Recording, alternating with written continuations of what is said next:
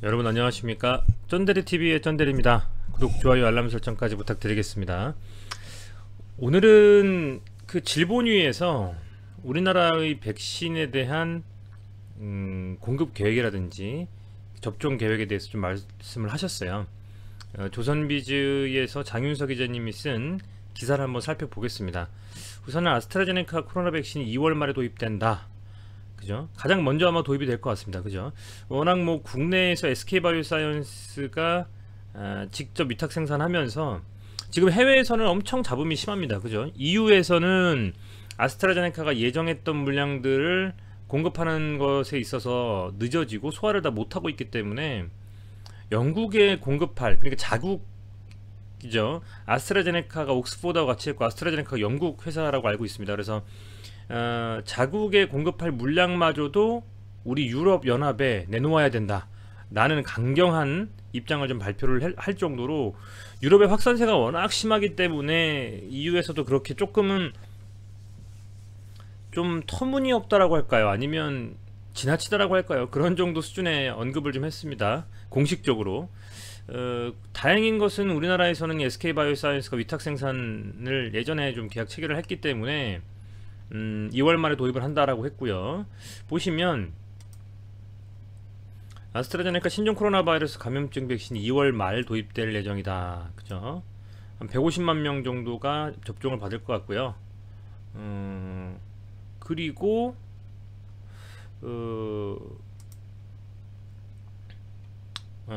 조금 특이할 만한 것은 이 2월에 접종을 하는데 세부적으로는 계획이 우선 의료진부터 접종을 한다.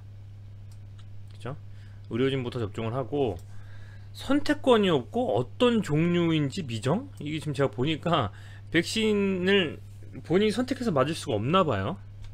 그렇게 좀 내용이 나오더라고요. 조금 당황스러운데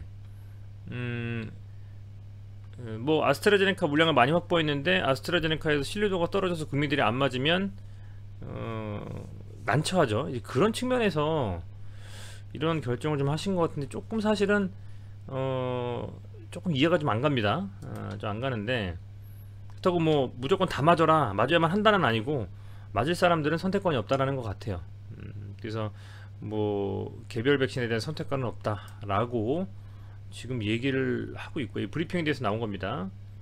이게 뭐 계획으로는 이제 11월까지 집단면역을 형성하는 것이 목표로 되어 있는 것 같습니다. 2월부터 차례로 시행한다라고 하니 아마도 아스트라제네카를 시작으로 해서 화이자, 모더나까지도 나아가서는 뭐 존슨앤존슨의 노바백스까지 맞게 되지 않을까 싶은데 이렇게 되어 있습니다. 전국민 순차 무료 예방 접종 1차적으로는 1분기 아마 아스트라제네카의 백신이 될 것 같아요. 요양병원과 노인의료복지시설, 고위험 의료기관, 종사자 접종 시작, 그죠? 65세 이상이고 의료기관, 재가노인복지시설 종사 접종 시작, 그죠? 만성질환자 접종 시작, 2차 접종자, 미접종자 이렇게 4분기까지 가는데 현재 이렇게 어쨌든 무료로 지금 해주신다라고 하는 부분이 있고 그게 가장 처음은 아스트라제네카가 2월에 시작된다라는 얘기가 있습니다. 그건 참고를 하셨으면 좋겠고 오늘 아스트라제네카와 관련된 SK바이오사이언스의 지분을 들고 있는 케미칼과 그 케미칼의 지분을 들고 있는 디스커버리가 조금은 움직임이 좋지 않았죠.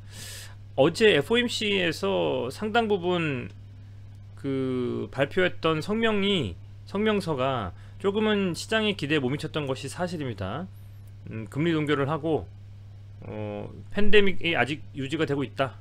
경제적인 상황이 조금은 더 팬데믹에 의해서 좌지우지 되기 때문에 추가적으로 어떤 그 경제의 회복은 조금은 더 시간이 지나야 될 것 같다라는 취지의 얘기를 했던 것으로 알고 있습니다.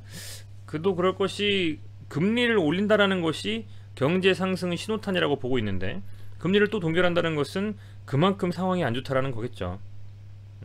그래서 그런 부분들은 시장에서 당연히 이 경제 상황이 안 좋아지니 뭐 여러 주식들 코로나와 관련되어서 수혜를 볼 수 있는 주식들에게는 뭐 호재일 수도 있지만 대부분이 경제 상황이 나아져야만 제대로 된 주가 부양을 할 수 있겠죠. 매출과 실적과 영업이익과 늘어날 수 있으니까요. 그렇다 보니까 그런 측면에서는 FOMC의 이 결정이 추가적으로 이 양적 완화, 그러니까 시장에 자금을 푸는 등의 행위는 하지 않고 그저 안 좋다, 백신에 대해서 효과만 바라고 있다 라는 식으로 좀 판단을 한 것 같아요. 그래서 좀 이런 부분들이 상당 부분 좀 실망감을 안겼다, 그죠? 이렇게 좀 보시면 될 것 같습니다. 될 것 같고요. 그런 부분들이 뭐 시장에서 영향을 미쳤고, 지금 오후 10시 반인데요. 선물 지수를 살펴보면 다우존스, S&P 500, 나스닥 거의 보합권 수준에서 간당간당합니다 지금, 그죠? 그리고 우리가 흔히 그 위험 지수다, 변동성 지수다 하는 빅스 지수도 마이너스 1.15%. 사실은 이 선물 지수가 다 빠지고 빅스 지수가 상승하면 추가적으로 더 뭐 시장이 더 흔들릴까? 라고 생각할 수가 있는데, 빅스 지수는 그렇게 좀 상승하지 않고 하락 정도 수준이고 나머지는 보합권에서 유지하고 있기 때문에 조정이 조금 마감이 되지 않을까라는 기대감을 좀 갖게 만들긴 합니다. 하지만 뭐 내일 오전에 나스닥 100 선물 지수라든지 오늘 11시 반에 시작하는 이 외국 시장, 뭐 저는 뭐 주로 다우존스하고 나스닥 보는데요. 그 지수가 어느 정도까지 좀 그 올라와 주는지, 어제 하락분을 좀 메이크업 해 주는지, 그 부분이 좀 결정이 되어야만 내일 우리 시장도 금요일이지만 많은 하락을 하지 않고 어느 정도는 잘 방어하면서 마감이 되지 않겠나. 그렇게 마감이 됐을 때는 추가적으로 월요일에는 조금은 상승에 대한 기대감을 가지고 2월달 시작을요 그렇게 한번 해볼 수 있지 않을까라고 좀 생각을 하고 있습니다. 어쨌든 뭐 그런 것은 이제 예측의 영역이 아니죠. 대응의 영역이라고 저는 보고 있습니다. 이거 빠질 것 같아, 그 개별주 똑같아요, 빠질 것 같아 라고 했는데 상승하고요, 상승할 것 같은데 빠지는 경험을 너무 많이 하죠. 그래서 어느 정도 수준으로 예측하는 것은 가능하지만 나름대로 시나리오를 반드시 세우셔야 된다는 말씀을 드리겠습니다. 개별 종목 말씀드리기 전에 차트를 조금만 보면 코스피 같은 경우는 지금 3069포인트예요 오늘도 개인이 2조 샀습니다. 코스피에서 외인과 기관이 다 팔았고요. 특히 외인 1조 5천억 순매도가 있어요. 아마도 제 생각으로는 그 차트상으로 단순히 보면 요 정도 구간 정도를 1차적인 방어선으로 보고 내일 금요일이기도 하고 하니까 이렇게 조금 그 3000포인트 정도 수준으로 이렇게 눌리지 않을까, 그죠? 요 정도. 그리고 다음 주 월요일 약간 눌려도 아래꼴 달면서 올라오면서 반등이 나오지 않을까 생각을 좀 하고 있습니다. 그래서 뭐 당연히 이 3200포인트 다시 한번 뚫으러 가겠죠. 저는 그렇게 좀 기다리고 있고, 그래서 금요일 내일 그러니까 시장이 어떻게 되느냐, 종가로 조금 지수가 아래꼬리 달고 위로 올라가는 느낌이 들면 제가 관심 있었던 종목을 추가적으로 매수하거나 신규로 분할 매수 들어갈 생각입니다. 그래서 그런 부분들을 참고로 말씀을 드리고요. 코스닥 같은 경우에는 코스닥도 지금 보면 이 구간에서, 그죠? 앞서서는 두 번 정도의 이렇게 중요한 저항 라인이었고, 지지 라인, 저항 라인이었고요. 여기가 이렇게 저항이었던 구간이 지지로 바뀌면서 여기를 또 한번 이렇게 밀었다가 다시 들어올렸거든요. 그래서 이제 여기 이 구간에 있는 겁니다. 굉장히 중요한 구간이라고 보고 있어요. 자칫 잘못해서 밀리기 시작하면 정말 깊숙하게는 930포인트 정도까지도 밀릴 수 있다고 보고 있습니다. 코스닥은. 근데 그렇게 가기 이전에, 그죠? 이 정도 수준, 한 940포인트 정도까지 밀릴 수 있는 가능성은 충분하다. 조심스럽게 좀 접근하셨으면 좋겠고, 역시 매동이 개인만 샀거든요. 좀 조금은, 그래서 언제 사야 되겠다, 뭐 물타기를 해야 되겠다, 혹은 분할 매수 들어가야 되겠다라고 하시는 판단을 하시더라도 내일 시장 마감 때쯤 지수를 좀 보세요. 우선은 오늘 주무시기 전에 11시 반 이후에 미국 시장이 어떻게 열리는지 좀 보시고, 내일 오전에 일어나셔서 출근하시면서 혹은 아침에 일어나셔서 나스닥 선물지수 정도 좀 보신 다음에 오늘 시장을 내일 시장을 좀 보신다면 어느 정도 수준으로 미국이나 유럽 시장에 대비해서 커플링하면서 움직일지 아니면 반대로 상승할지 하락할지가 좀 판단이 되실 거라고 생각이 되고, 차라리 갭으로 좀 밀렸다가 아래꼬리 달면서 올라오는 움직임으로 확실하게 다시금 저가 매수에 유입되는 좀 그런 움직임을 좀 봤으면 좋겠는데 그렇게 될 수 있을지는 모르겠어요. 근데 뭐 내일 시장 참여하면서 한번 봐야 되겠죠. 되도록이면 긍정적인 방향으로 좀 갔으면 하는 생각이 강합니다.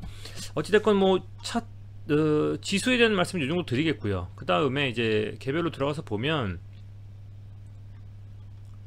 아스트라제네카 이슈가 되게 많아요. 좀 찾아보면 찾아볼수록 많습니다. 지금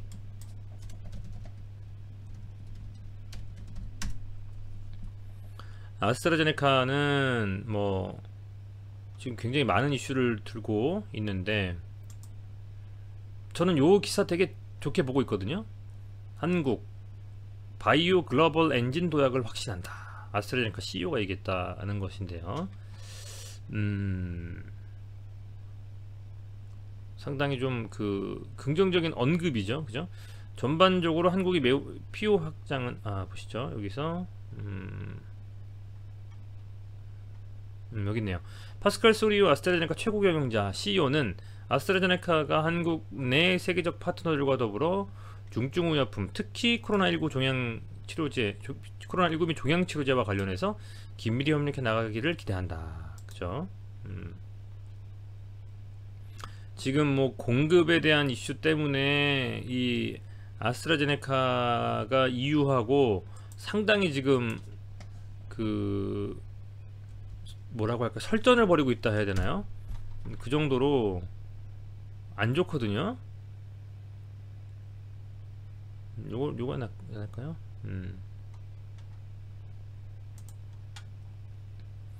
EU에서는 아까도 말씀드렸지만 아스트라제네카 백신 뭐 영국이 받을 거 내놔라 할 정도로 지금 그렇게까지 얘기하고 있어요. 그죠? 굉장히 좀 강하게 얘기하고 있는데, 뭐 헤드라인은 이렇게 뽑아냈지만 자세히 살펴보면 영국은 또 이렇게까지 얘기합니다. 유럽연합에 남아서 백신 프로그램 따라갔다면 안타까운 상황 맞을 뻔했다. 굉장히 강하게 얘기할 정도로 상당히 좀 충돌을 하고 있다. 그죠? 그래서 어찌 보면 뭐 그렇습니다. 아스트라제네카를 이 백신을 워낙 지금 유럽이 심각하잖아요. 보시면 유럽이 지금 이게 코로나 라이브를 통해서 본 화면입니다. 우리나라는 뭐 조금 소강 상태긴 합니다. 그죠? 근데 세계는 똑같아요. 지금 뭐 더 안 좋아요. 왜냐면 제가 미국 그 사망자 수를 하루에 한 1500명, 2000명 얘기할 때가 엊그제 같은데 지금 사망자 수 3000명이잖아요. 그죠? 인도 뭐 100명, 영국 1700명, 뭐 거의 뭐 몇백 명씩 지금 죽고 있거든요. 이런 정도 상황이라고 했을 때 유럽에서도 만만치 않은 거죠. 지금 뭐 영국, 프랑스, 스페인, 뭐 이탈리아, 독일 뭐 많잖아요. 이런 유럽 국가들이 맞아야지 뭘 얘기가 되는데 뭐 예상보다는 태부적으로 정말 이렇게 그 접종이 늦어지고 있기 때문에 수량을 못 맞춰서 당연히 이렇게 대응할 수밖에 없다라고 보고 있는데, 이게 뭐 65세 이상의 효과가 좀 없다라는 그 독일의 소식을 보아하니 그게 신뢰도는 좀 떨어지는 것 같아요. 제가 찾아보니까. 그런데 임상을 65세 이상을 임상을 조금 한 건 맞습니다. 임상에 대한 그 신뢰도를 높이려면 많은 임상하실 수 있는 그 환자분들이나 아니면 뭐 정상인들, 그리고 그것도 나이대도 여러 개로 스프레드해서 하고 인종도 또 여러 인종으로, 국가도 뭐 여러 국가로, 이게 제일 좋은데 그만큼 유효할 만한 어떤 팩트에 기반한 임상 효과 결과는 65세 이상은 좀 없는 것 같아요. 많이 임상을 못했다라고 하더라고요. 인정을 했더라고요. 그래서 그런 측면에서 독일에서 말이 나왔던 것 같고, 그런데 반면에 우리나라는 지금 65세 이상부터 먼저 접종을 하는데 그런 게 조금 어떻게 정부에서 하게 될지 조금 저는 궁금합니다. 잘 어쨌든 해결해서 많은 분들이 혜택을 좀 봤으면 좋겠고, 이제 차트에 대해서 보면 뭐 차트에 대해서 말씀드릴 것이 사실은 이슈가 더 중요하기 때문에요. 그죠? 이 박스권 6만원과 7만원, 이 박스권에서 계속 유지가 되고 있습니다. 오늘 1.37% 하락을 했고, 잘 나가다가 지금 이 아스트라제네카 백신의 효능에 대한 이슈 때문에 밀려버렸죠. 그리고 오늘은 FOMC 회의에 의한 시장의 실망감 때문에 우리나라도 지수가 빠져버리니까 대부분 종목들이 하락을 했고요. 그도 그럴 것이 뭐 코스피에서 113종목 상승에 한 종목 상한가, 768 종목 하락이니까요. 말 다 했죠, 그죠? 그 정도로 하락을 했고, 역시 뭐 하락을 면치 못했다 이렇게 보시면 될 것 같고, 그나마 1.37% 22평선에서 마감을 하는 것이 뭐 그나마 긍정적이라고 보고 있고요. 볼린저 밴드도 보면 이렇게 상단 하단이 있고 중앙선 있잖아요. 이 중앙선에서 지금 멈췄다. 여기서 한번 다시 반등의 움직임을 가져가지 않을까 생각이 좀 되고, 매동은 뭐 양주체가 매도를 했습니다만 거래량이 워낙 없는, 그죠? 12만 주밖에 거래가 안 된 상황이기 때문에 신뢰도는 떨어진다 이렇게 말씀을 좀 드릴게요. 내일 시장 금요일인데 어떻게 좀 움직이게 될지 한번 지켜보겠습니다. 자, 케미칼 보면, 케미칼은 오늘 두고 양봉 뽑았습니다. 0.97%. 오늘 같은 시장에 상승한 건 대견합니다, 그죠? 우선은 뭐 요렇게 어제도 말씀드렸던 요 라인이요, 지지와 저항에 의거하여 말하면 한 40만원 정도 라인을 지켰다라고 보시면 될 것 같아요. 종가 기준으로는. 다만 이 추세, 요 추세 말씀드리는 겁니다. 요 상승에 대한 추세는 다시 복구하지는 못했습니다. 한번 이렇게 다시 들어 올려서 다시 5만원을 찍어야 이 상승 추세 윗구간에서 복구가 될 수 있을 거라고 보고 있어요.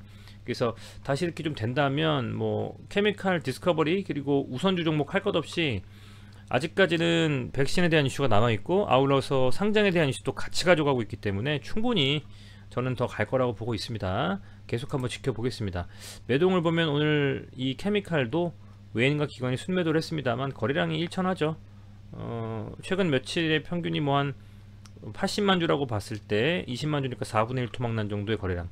그만큼 뭐 이탈 자금은 없었다, 이 정도로 판단하시면 될 것 같고요. 단일가 보면 좀 빠졌어요. 케미칼 1.2%,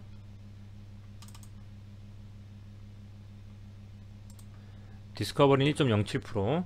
내일 아마 조금 눌리면서 시작을 할 것 같은데, 장 초반에 눌리고 시작하더라도 아래꼬리 달면서 위로 올라오는 양봉, 정말 나이스한 양봉이죠. 요런거, 그죠? 이 정도까지는 아니어도 그런 식의 아래쪽에서 저가 매수세가 유입되는지 꼭 보시고, 프로그램 순매수로 외국인들이 좀 사주는지 본다면 다음주 시장에 대한 기대를 좀 해도 될지 여부가 판단이 좀 될 것 같습니다.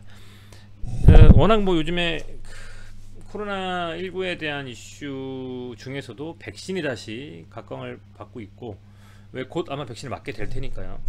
그 중에서도 우리나라가 맞게 될 아스트라제네카에 대한 어떤 이슈들은 사라지지 않을 것 같습니다. 되도록이면 아무런 문제 없이 접종할 수 있는 상황이 돼서 최대한 많은 분들이 그 혜택을 받고, 가능하다면 우리나라가 집단 면역 상태에 들어가는, 예상대로 11월에요. 그렇게 된다라고 하면 더할 나위 없이 좋겠다라는 좀 생각이 듭니다. 네, 시청해주셔서 감사드리고요. 오늘도 고생 많으셨고, 내일 금요일인데 부디 내일 시장 강하게 좀 아래꼬리 달면서 올라오면 반등하는 그런 하루가 되기를 좀 바라보겠습니다. 고맙습니다.